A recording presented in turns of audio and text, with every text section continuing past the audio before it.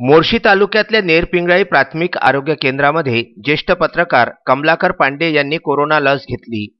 गेल्या एका वर्षापासून देशावर कोरोना भस्मासुराचे संकट येऊन ठेपले।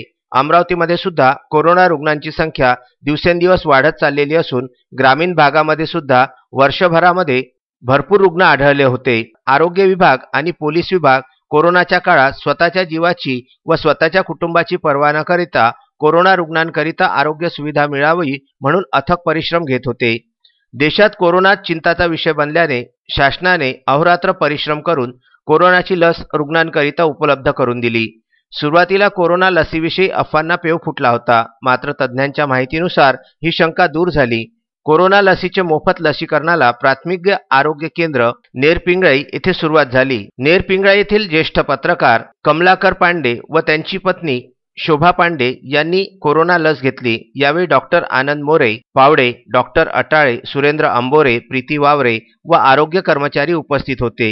ही लस अत्यंत सुरक्षित असून नागरिकांनी मोफत लसीकरणाचा लाभ घ्यावा असे आवाहन ज्येष्ठ पत्रकार कमलाकर पांडे यांनी जनतेला केले आहे।